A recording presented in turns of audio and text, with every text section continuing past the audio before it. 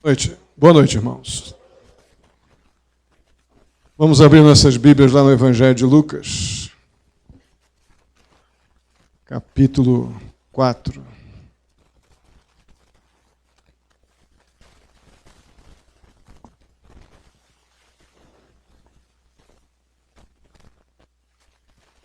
Vimos semana passada que aquele encontro de Jesus com Satanás foi algo muito duro, não procurado por Jesus, mas ordenado por Deus.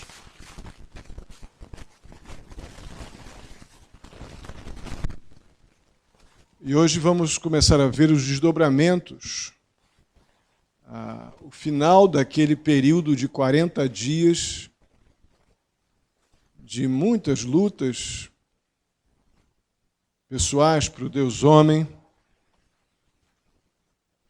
diante de Satanás, com toda a intenção maldita e maléfica de comprometer o propósito da vinda do Senhor Jesus Cristo. Era isso que estava acontecendo ali.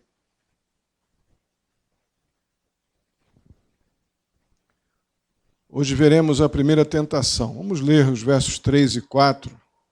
Vamos orar e depois vamos caminhar aqui. Versos 3 e 4 do capítulo 4 diz assim: O diabo lhe disse: Se és o Filho de Deus, manda esta pedra transformar-se em pão. E Jesus respondeu: Está escrito, nem só de pão viverá o homem. Oremos. Obrigado, Senhor, pela vida de cada um aqui. Obrigado pela Tua palavra, ó Deus, e por este momento que foi tão duro para Jesus, mas de tanta aplicabilidade para nós agora, hoje, na nossa vida. Muito obrigado por Jesus Cristo, muito obrigado pela Tua bondade, pelo Teu amor, em nos conduzir, ó Deus, a Tua vontade, nos fazendo enxergar verdades espirituais que veremos aqui em mais este momento, ó Deus, da tentação de Jesus. Te peço pela vida de cada um, nos abençoa mediante a Tua palavra, eu te peço, em nome de Jesus. Amém.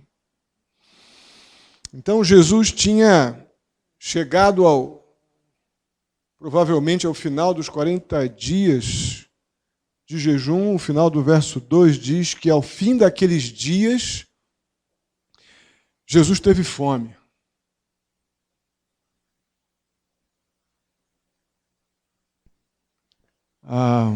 É muito compreensível depois de 40 dias Jesus está com fome, né? Sede, fome, cansaço físico. Eu poderia dizer, como falei semana passada,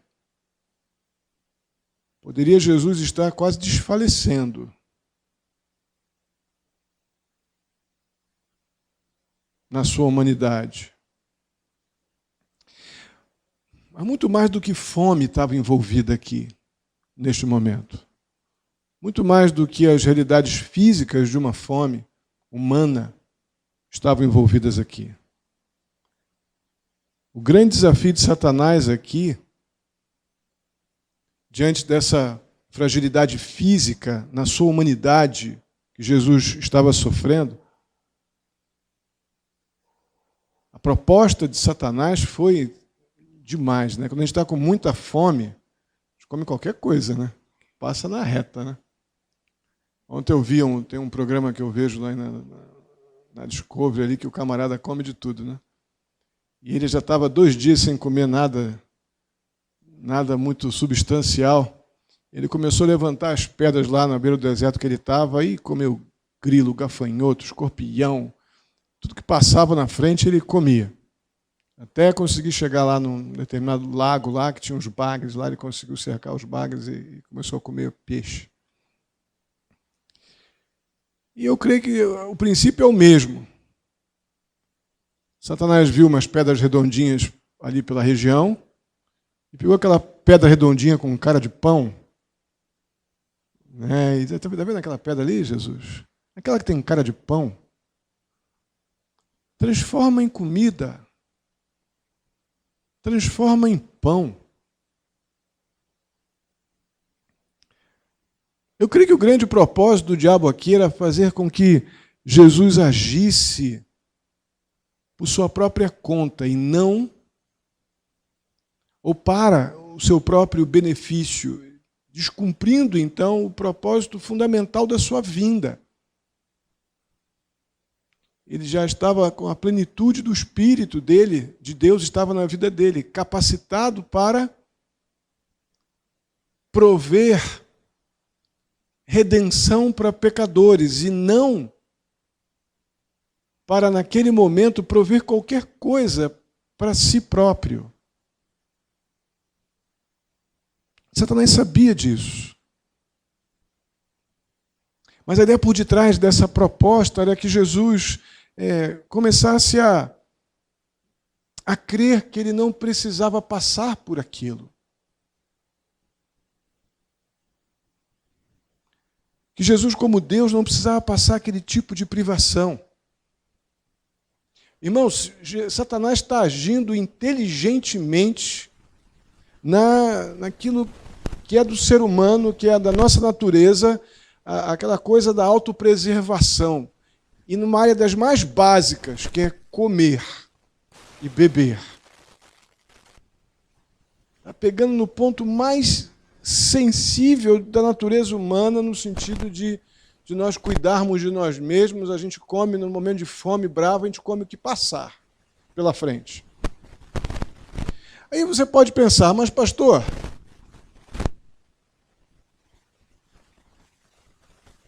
fome se mata com comida. E a proposta de Satanás é coerente. Alguns poderiam dizer que até, se não soubesse que é Satanás que está falando, poderia dizer até que isso é muito inocente. Se nós não soubéssemos que era Satanás. Não tem nada de não natural para uma pessoa que está com muita fome e tem capacidade de fazer milagres. Se nós não soubéssemos que é Satanás que está por detrás disso, pensaríamos, puxa vida, por que ele não faz comida? O que tem de errado em Jesus suprir uma necessidade humana tão básica? Até mesmo porque fome é uma necessidade que Jesus, um pouquinho mais adiante, lá no capítulo 9, verso 10, que a gente vai ver mais à frente, Jesus ele faria, sem dúvida alguma, supriria a fome no seu próprio ministério público de muita gente. Veremos isso melhor lá no capítulo 9. O que levou então Jesus a resistir ao apelo do diabo? E no pico da sua necessidade física de fome, mesmo que ele pudesse prover para si alimento, por que ele decidiu não ceder ao apelo de Satanás? A resposta Jesus tirou lá de Deuteronômio, capítulo 8, verso 3, ele diz: nem só de pão viverá o homem. Algo que não é, que Lucas não completa aqui na sua narrativa, porque o objetivo dessa narrativa não é exatamente apontar para a relação de Jesus com os judeus, mas mais com os gentios. Mas é muito importante olharmos o complemento desse texto que nós vemos lá em Mateus. Mateus capítulo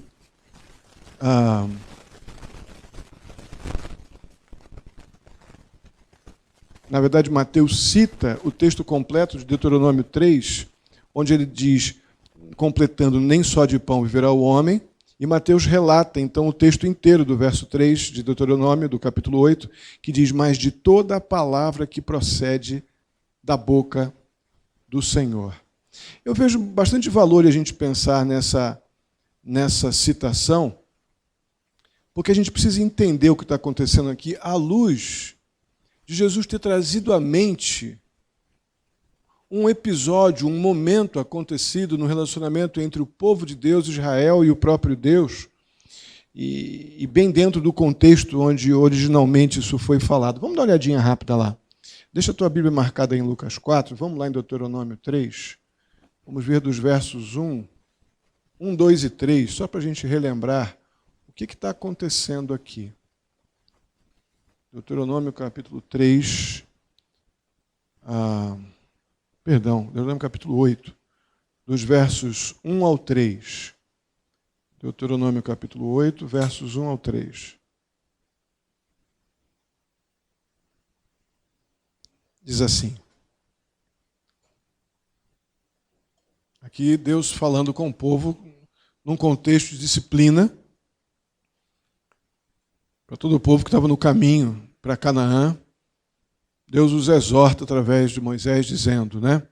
Tenham cuidado de obedecer a toda a lei que eu hoje lhes ordeno, para que vocês vivam, multipliquem-se e tomem posse da terra que o Senhor prometeu com juramento aos seus antepassados. Lembrem-se de como o Senhor, o seu Deus, os conduziu por todo o caminho no deserto durante esses 40 anos, para humilhá-los e pô-los à prova, a fim de conhecer suas intenções, se iriam obedecer aos seus mandamentos ou não. E o propriamente dito, verso 3. Assim ele os humilhou e os deixou passar fome, mas depois os sustentou com o maná, que nem vocês nem os seus antepassados conheciam, para mostrar-lhes que nem só de pão viverá o homem, mas de toda a palavra que procede da boca do Senhor. Então, é isso que vem à mente de Jesus quando ele, no pico da sua dor física, da necessidade física, Satanás propondo algo que seria plenamente possível para Jesus fazer, transformar aquela pedra em formato de broa de milho. Quem está com fome pensando na broa de milho quentinha. Ele poderia fazer aquilo. E a resposta que vem de Jesus está neste contexto aqui.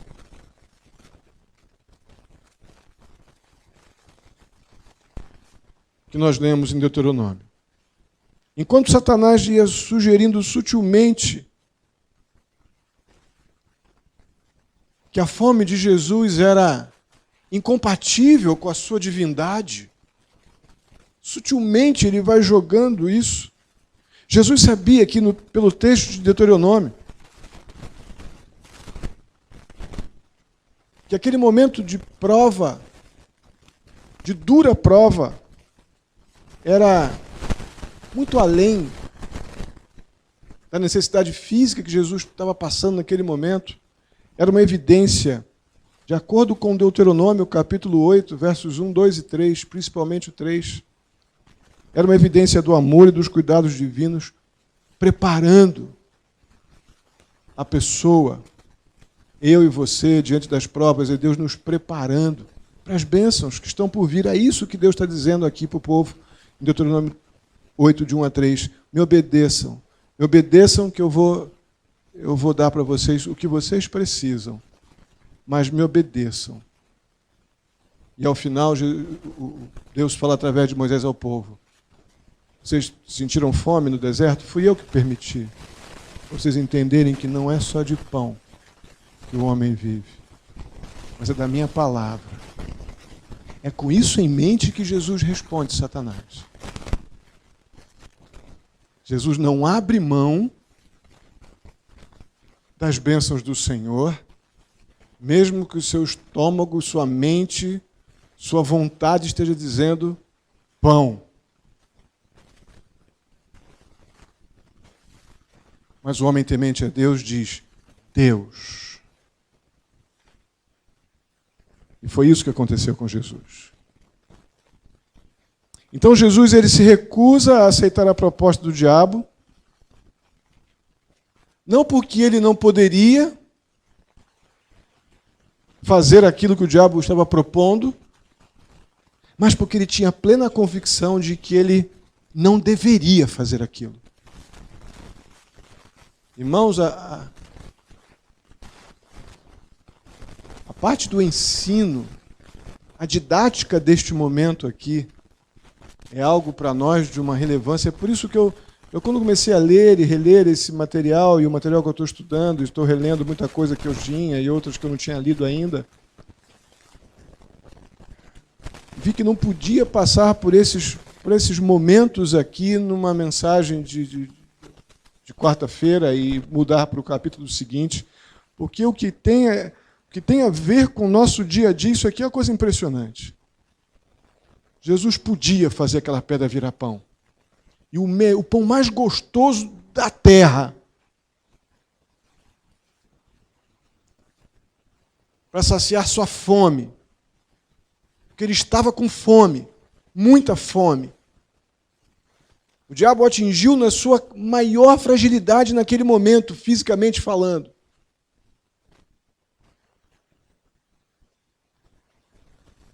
Ele decidiu não ceder, apesar de poder fazer qualquer coisa, mas ele decidiu que não faria aquilo porque o colocaria na contramão dos propósitos para o qual Deus o enviou. Ele não faria a coisa errada. Ele não transformaria pão em pedra, porque isso seria errado. Por muito menos, irmãos, a gente decide fazer o errado. Por muito menos do que uma necessidade de 40 dias de fome, a gente escolhe fazer o que é diferente da vontade conhecida por nós de Deus. Eu vejo Satanás tentando Jesus na sua humanidade, é para que esse testemunho que agora nós vemos de Cristo para nós, que ele não tivesse efeito. Cristo, na sua humanidade, disse não para o pecado, para a desobediência.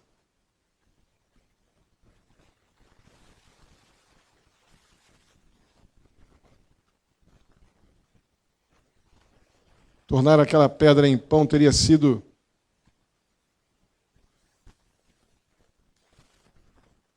além de uma declaração de autossuficiência, colocando-se então à parte dos propósitos de Deus para a sua vinda, seria uma declaração pública de que Jesus duvidou da bondade de Deus. De que Jesus estava duvidando das orientações, da direção que Deus deu para a sua vida. E o objetivo de Satanás sempre foi, conosco e foi também com Jesus, para questionar a bondade de Deus. Satanás faz isso sempre. Talvez tenha feito isso hoje contigo. Nos teus medos, nas tuas preocupações, nas tuas faltas de respostas, nas crises. Aquela coisa que a gente faz, talvez não faça publicamente, mas faz em particular. Por que Deus está deixando isso acontecer? Já fizemos isso? Alguma vez? A metodologia do diabo é absolutamente a mesma. Através das coisas que fazem parte desse mundo, afetar a minha vontade e a minha fé, de maneira que na hora de eu tomar decisões ao lado do Senhor, eu questione a bondade do Senhor.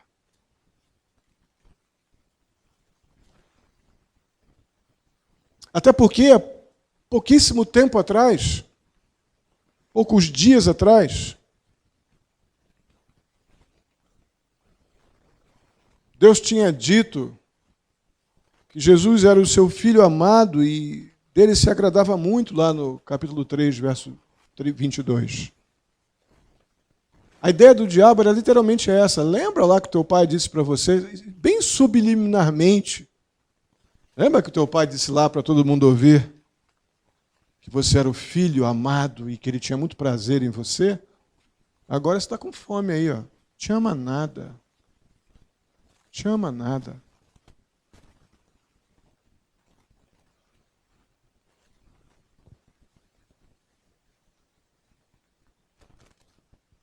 Irmãos, o único motivo que poderia levar Jesus ou fazer com que Jesus usasse indevidamente a sua autoridade, o seu poder, seria a incredulidade. Questionar Deus, duvidar de Deus, desconfiar dos cuidados do Pai, da sua bondade, da sua provisão divina.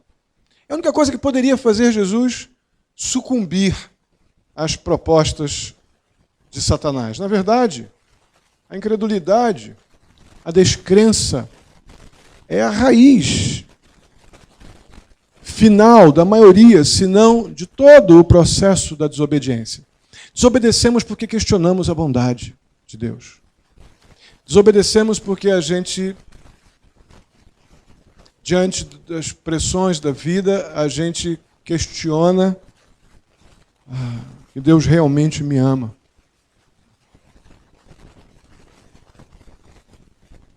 Satanás fez isso com Adão e com Eva, lembram? Esqueminha lá, desde o princípio, a primeira situação de tentação e pecado na história da humanidade. Satanás trabalhou para que eles duvidassem de Deus e não acreditassem na palavra, naquilo que Deus já havia dito para eles, em relação ao juízo que haveria por comerem o fruto que não deveriam comer. O próprio povo de Israel, nós vemos isso, sabemos disso, murmuraram fortemente contra Deus no deserto, exigindo que Deus provasse seu amor, seu cuidado, porque eles duvidavam da bondade de Deus. Quantas vezes questionaram Deus? E é isso que teria acontecido com Jesus, se Jesus questionasse a bondade de Deus, e aí ele teria desobedecido e sucumbido às propostas do maligno. Mas Jesus não fez isso. Pelo contrário. Jesus, em sujeição a Deus, ele dá um testemunho profundo que a vida, ela é mais do que apenas uma existência física. Jesus testemunha que a vida é mais do que sobreviver à fome.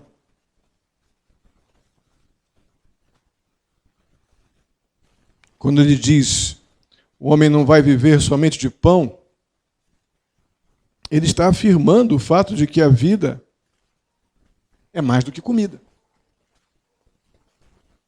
Jesus não está dizendo que ele não precisa comer, que eu e você não precisamos comer. Nós não precisamos comer muito, porque depois dá muito trabalho fazer dieta. Mas o que ele está afirmando é que a vida não é uma questão de sobrevivência, de comer para estar vivo. Deus disse lá para Adão e Eva, mais uma vez, que eles morreriam se comessem do fruto proibido. E eles comeram.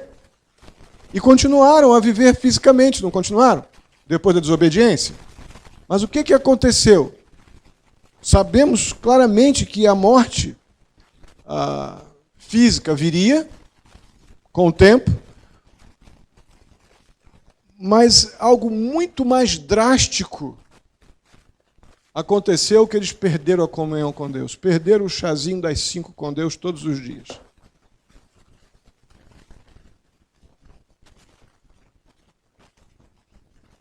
Aquela caminhada gostosa que eles tinham no jardim acabou. O próprio jardim acabou. Né?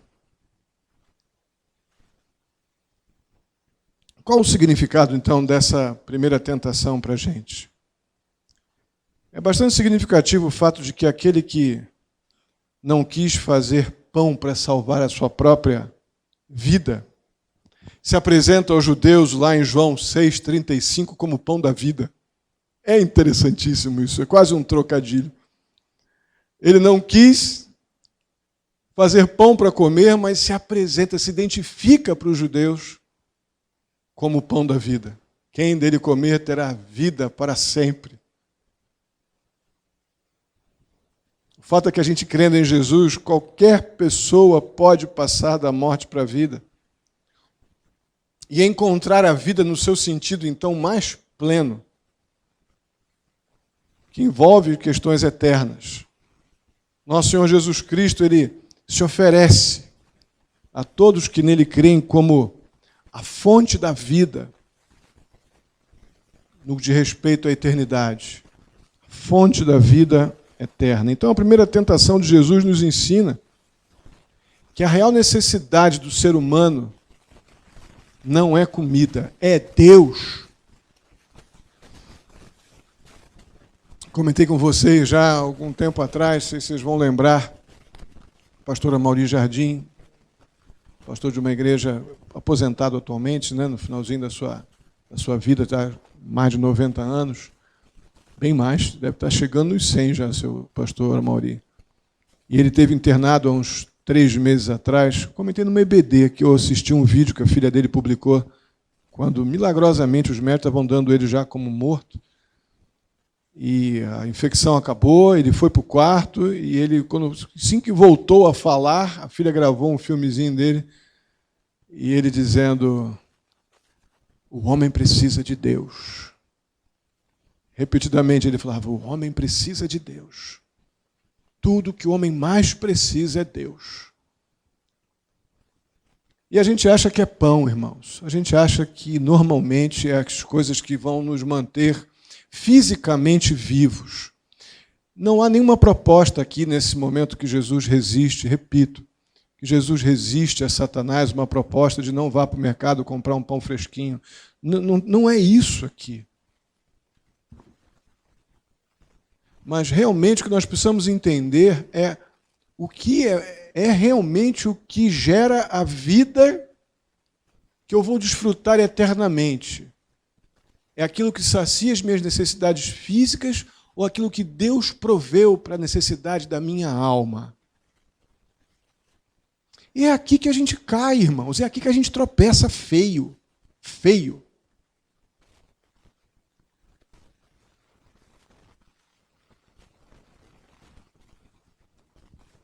Satanás está sempre tentando criar falsas necessidades das coisas mais urgentes na vida da gente. O trabalho do diabo é esse, gerar engano, e ele faz isso muito bem.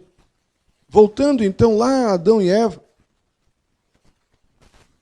eles tinham absolutamente tudo o que precisavam no jardim. Nada faltava àqueles dois que Deus criou no início. Mas Satanás sutilmente procurou convencer Eva, seduzir Eva a acreditar que o fruto que Deus proibiu era a sua maior necessidade. Irmãos, ela tinha todas as árvores de todo o universo criado ao seu dispor. Todas elas. Todos os frutos. Todo o jardim disponibilizado. Só havia uma única situação que Deus disse para aquilo ali, não. Aonde que Satanás foi então? Foi fazer com que Eva acreditasse que tudo aquilo não era suficiente, mas ela era infeliz porque não tinha aquela única coisa que Deus disse para ela não pegar. O diabo continua fazendo a mesma coisa, exatamente a mesma coisa. Satanás fez Eva acreditar que ela tinha uma necessidade tão grande daquilo que justificaria ela desobedecer à ordem de Deus.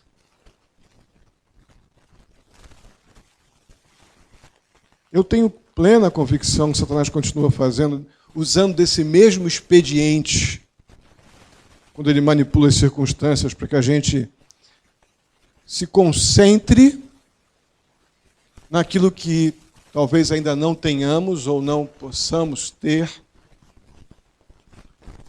A gente coloca os nossos olhos naquilo como se fosse aquilo que eu não tenho, o motivo da minha vida, o motivo da minha felicidade, e tudo aquilo que Deus já proveu e que já permitiu que eu tivesse tido até aqui, fosse nada. Isso inclui a salvação, o perdão de pecados, a segurança da vida eterna com Deus, porque eu não tenho um bem, não tenho um relacionamento ainda, não tenho um carro, enfim, não tenho o emprego dos meus sonhos, não tenho aquilo ou aquilo outro, qualquer coisa que supra as minhas necessidades apenas físicas. Satanás vai tentar incansavelmente nos convencer que estamos infelizes, porque não temos ainda alguma coisa que eu queria. Abrindo mão, então, da suficiência, daquilo que Cristo fez por nós da cruz, na generosidade de Deus em permitir que nos relacionemos com Ele, mediante a obra do Espírito Santo, e veio morar em nós e nos permite ir a Deus em nome de Jesus. Isso deixa de ser suficiente, porque eu não tenho uma coisa completamente temporária, passageira. Nos julgamos infelizes e Deus com pouco amor. Questionamos a bondade de Deus. Satanás continua fazendo a mesma coisa. A gente concentra, então, a nossa atenção naquilo que não temos, geralmente coisas não essenciais, e abdicamos, abrimos mão da suficiência de Cristo e da generosidade de Deus em permitir que a gente se relacione com Ele. Pensa comigo um pouco mais nessa direção. O que caracteriza mais as nossas orações? São pedidos pelaquilo que você não tem ou louvor a Deus pelaquilo que Ele já fez por você? Seja bem honesto, avalia com bastante honestidade. O que mais a sua oração contém? Uma insistência por coisas que você julga que são indispensáveis para você ser feliz? Ou um cântico de louvor a Deus pela obra graciosa de Jesus na cruz em teu favor? Irmãos, a ideia aqui não é não pedir. Porque nós temos no Novo Testamento um monte de passagens que nos ordenam a pedir. Filipenses 4:6, né, é um dos clássicos neste assunto, né? Não andem ansiosos por coisa alguma, mas apresentem diante de Deus a tua súplica, as suas petições.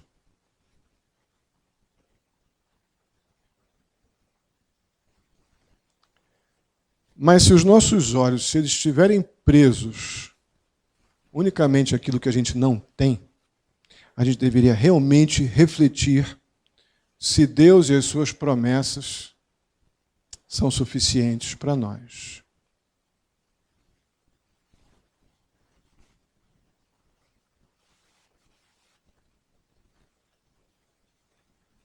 Eu creio que a questão central para a gente avaliar, e daqui a pouco estarmos orando para que Deus nos arrume a ordem na nossa cabeça, que a gente pare de se sentir os infelizes e os pobrezinhos de Jesus, porque não temos talvez aquilo que vemos, mas recebemos pela graça aquilo que não vemos.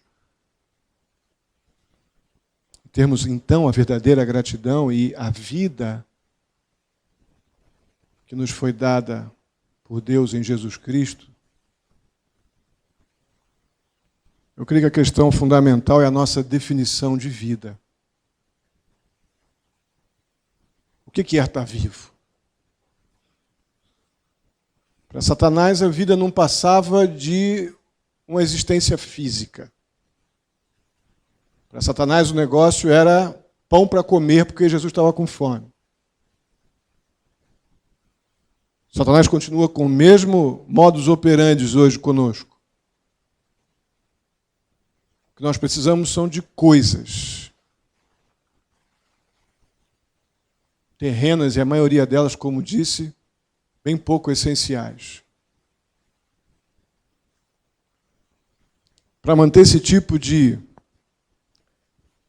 vida, preocupado meramente com a existência física, Satanás propõe então que é necessário, de acordo com o sistema de valores dele mesmo, né? Então, para que a gente possa estar de acordo com o sistema de vida, é estar vivo, bonito, saudável, alimentado, que é a proposta A única coisa que Satanás pode enxergar para que possa esse sistema de valores ser mantido, a proposta do diabo é que a gente desobedeça à vontade de Deus, a gente haja, então, tomemos atitudes independentes de Deus e que nos rebelemos. Rebelemos? Rebelemos.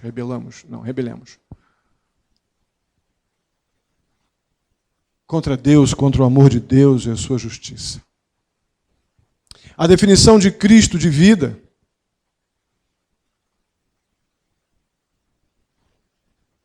era ter plena comunhão com Deus. Não ter a comunhão com Deus rompida por causa da desobediência. E para manter esse tipo de vida, o que Jesus fez? Jesus decidiu obedecer. Jesus decidiu obedecer. Mesmo que isso significasse continuar com fome. Jesus decidiu obedecer. Mesmo que aquilo significasse, talvez humanamente, fisicamente, morrer de fome.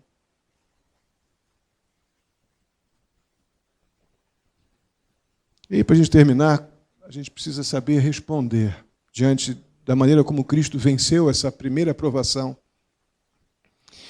O que tem significado estar vivo, ou a vida, para nós? A gente vê os comerciais de televisão, de cigarro, de perfume, então é impressionante. Aqueles anúncios de perfume são um caso sério, né? Umas coisas assim espetaculosas, né? Uns homens bonitos, fortes, umas mulheres bonitas, seminuas. Perfume, aquilo aí parece que perfume tem alguma vitamina XYZ lá que, né, deixa todo mundo... Que vida! Navios, aviões, barcos, iates. Anúncio de cerveja, todo mundo feliz, sambando, tomando cerveja. Cigarro, então, né? Uau! Pois é. A proposta de vida do mundo é essa aí. É aquilo que o diabo propõe. Usufrua do que o mundo te dá, esteja vivo apenas sobrevivendo o agora, no agora que o mundo pode oferecer.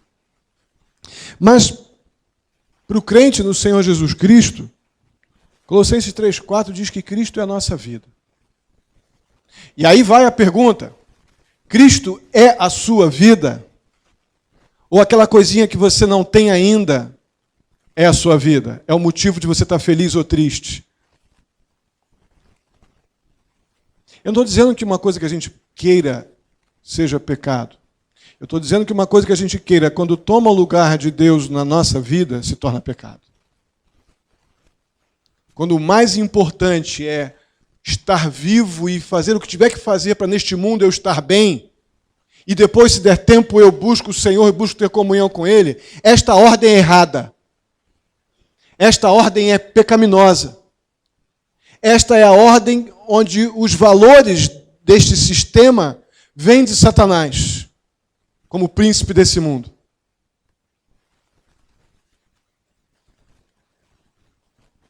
Mas mais do que Cristo ser a nossa vida, Filipenses 1:21 diz que, o apóstolo Paulo fala que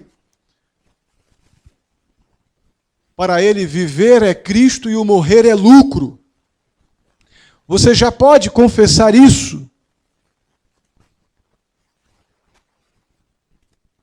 Ou ainda tem algum pão que você não comeu nesta vida que não te interessa que Cristo venha agora? Ou tem alguma coisa que você queira usufruir do mundo, que Cristo atrapalharia seus planos de vida neste mundo caso ele voltasse agora? Porque eu creio que é isso que o apóstolo quer dizer quando ele diz: para mim o viver é Cristo e o morrer é lucro.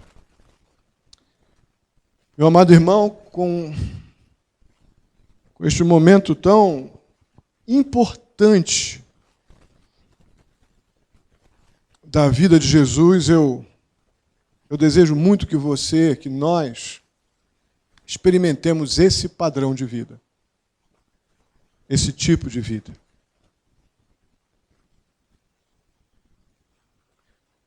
Esse padrão de vida é o que mais é mais do que qualquer coisa que nos sustente fisicamente ou nos traga algum prazer temporário nesta vida.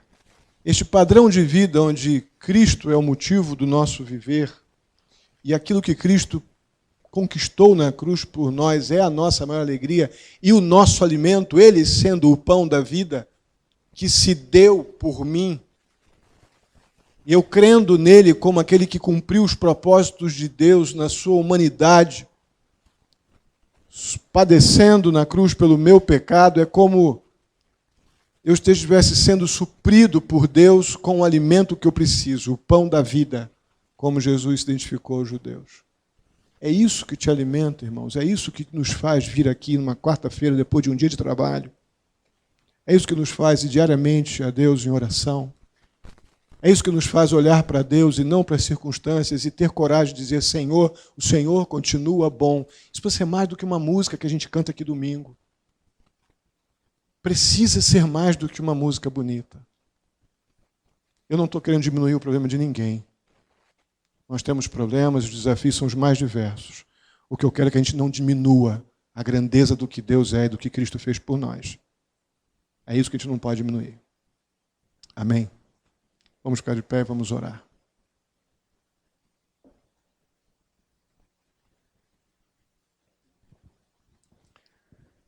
Bondoso e amado Deus, muitíssimo obrigado mais uma vez pela Tua palavra, Pai. Por este momento tão duro para Jesus, ó Deus, mas tão glorioso. Glorioso. Onde Satanás achou que derrotaria Jesus, e Jesus saiu daquela primeira prova tão difícil, com um testemunho maravilhoso de quem ele era, do que ele veio fazer e de obediência a Deus. Mesmo com muita fome, mesmo com carências físicas importantes, ele decidiu obedecer. Ajuda-nos, ó Deus, a encontrar nisso tudo o que precisamos, ó Pai, para que a nossa vida seja mais do que comida. Que a Tua palavra seja realmente o nosso maior alimento. E a obediência à Tua palavra, daí que vem a nossa coragem, a nossa capacidade para levantar e a continuar diante dos muitos desafios que a gente tem. Seja a Tua palavra, ó Deus, o nosso real alimento e da onde vem realmente o vigor para a vida que recebemos do Senhor. Que Cristo seja a nossa vida. Assim eu te peço, muito agradecido pela Tua palavra, em nome de Jesus. Amém. Vamos orar, irmãos, uns com os outros.